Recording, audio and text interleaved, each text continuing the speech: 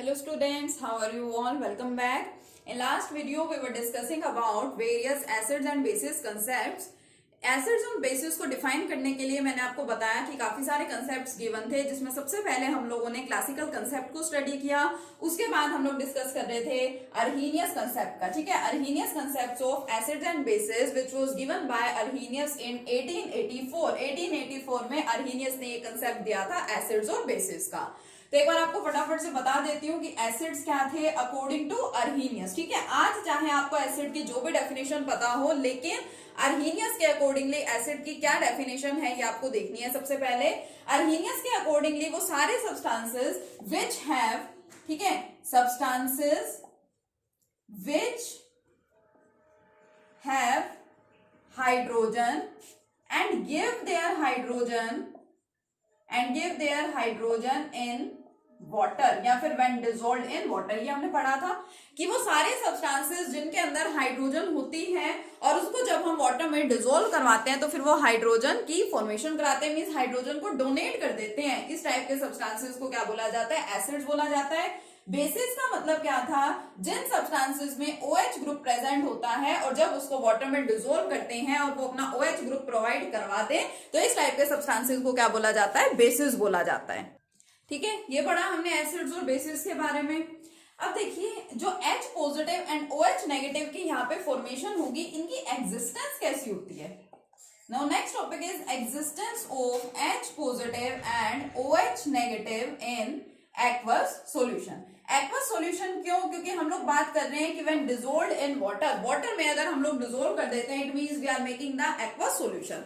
तो जो आपके H पॉजिटिव आयन है एंड OH नेगेटिव आयन है वो एक्वस सॉल्यूशन में किस तरह से एग्जिस्ट करते हैं ये हमें समझना है। देखो H पॉजिटिव क्या है? It is just a simply a proton. ये सिंपली क्या है? एक प्रोटोन है जिसका साइज क्या होता है? बहुत स्मॉल होता है, having very small size, approx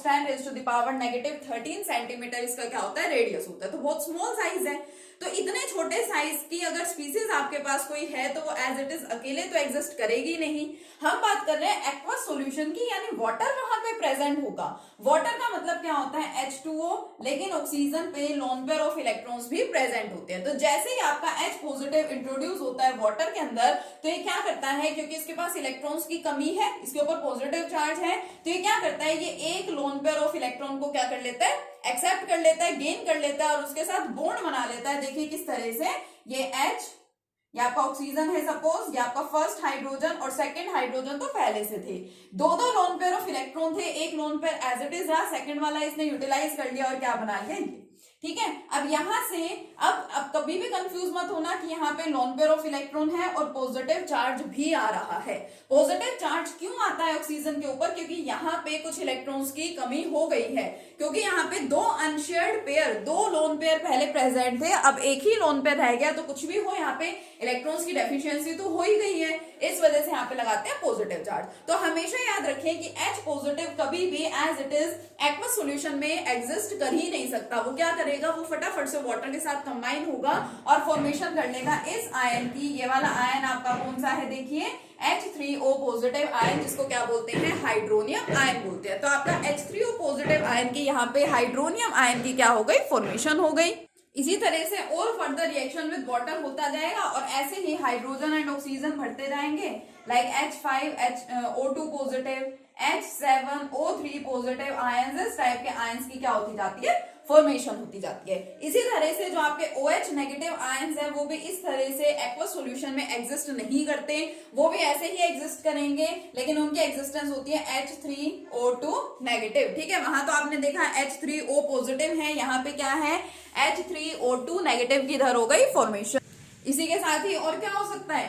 H5O3 negative ion and so on, in different type के आयंस की क्या हो सकती है? फॉर्मेशन हो सकती है। तो एग्जिस्टेंस का ध्यान रखेंगे, H positive and OH negative ion किस तरह से एक्वस सॉल्यूशन में एग्जिस्ट करते हैं। ठीक है, अर्हीनियस ने और अपने कॉन्सेप्ट में क्या बताया देखिए। तो हम यहाँ पे बेसिकली पढ़ क्या रहे हैं कि अर्हीनियस ने अपने कंसेप्ट में क्या क्या बताया। तो एक तो हमने देखा इन्होंने एसिड और बेसिस को डिफाइन किया, strong acids, strong bases, weak acids and weak bases के बारे में बताया, existence of H positive and OH negative ions के बारे में इन्होंने बताया, साथ ही में इन्होंने एक्सप्लेन किया the concept of neutralisation.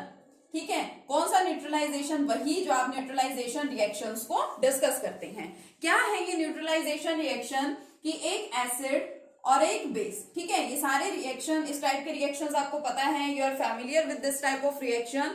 HCl and NaOH, HCl कौन है? एसिड है, और NaOH क्या है? बेस है।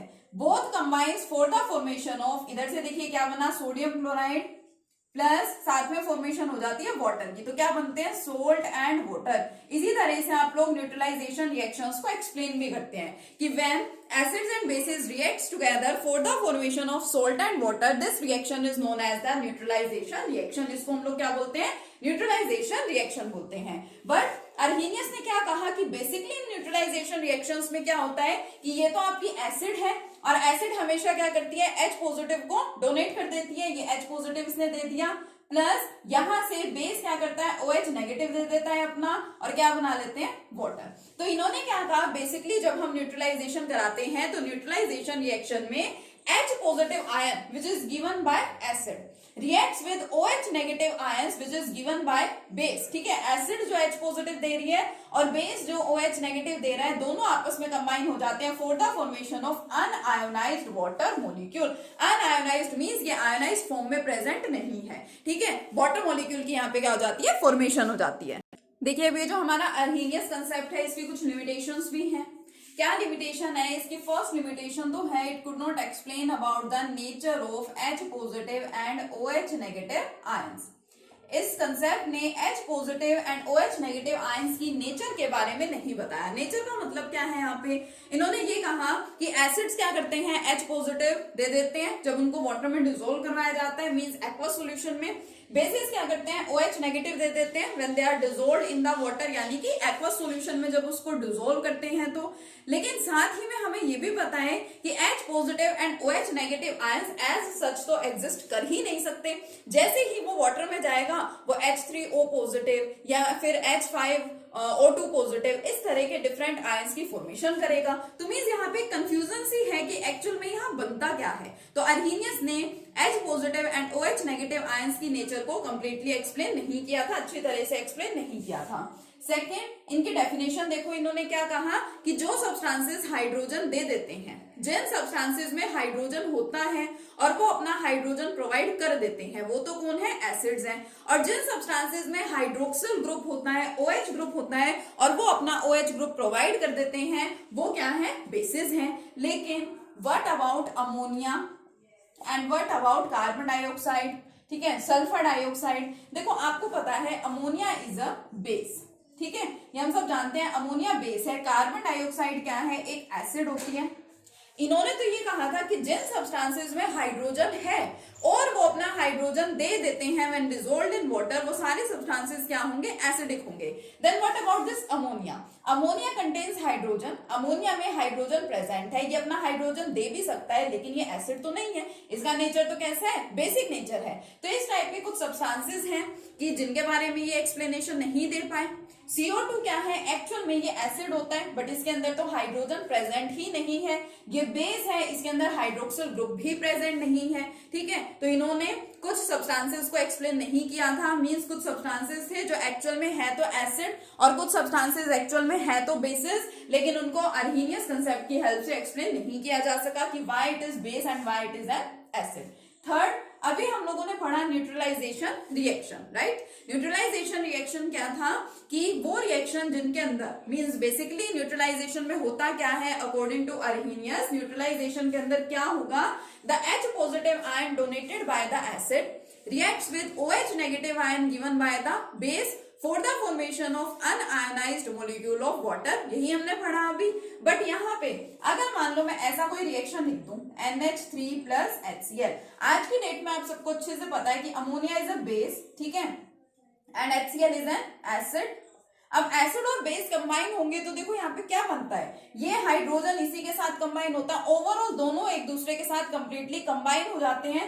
3 हाइड्रोजन थे, एक हाइड्रोजन और आ गया NH4 and Cl। Ammonium chloride की यहाँ पे क्या हो गई? फॉर्मेशन हो गई, सोल्ट की फॉर्मेशन हो गई। तो एसिड प्लस बेस के रिएक्शन को तो हम लोग क्या बोलते हैं? Neutralisation reaction.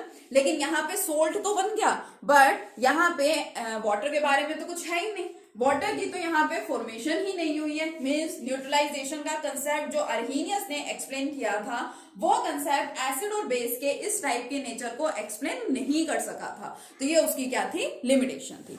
ठीक है, तो ये सिंपल सा कंसेप्ट है। अर्हीनियस कंसेप्ट हम लोगों ने डिस्कस किया है। यहाँ पे अर्हीनियस ने क्या क्या बताया था, किन किन चीजों को एक्सप्लेन किया था और क्या क्या उसकी लिमिटेशन रही, ये मैंने आपको यहाँ पे बता दिया। ठीक है, अब उसकी कुछ लिमिटेशंस थी तो उसकी लिमिटेशन को दूर करने के लिए नया कंसेप्ट आया, और वो कंसेप्ट कौन सा है, हमारा ब्रोंस्टेड लोवरी कंसेप्ट, जिसको हम लोग नेक्स्ट वीडियो में डिस्कस करेंगे। Okay, thank you.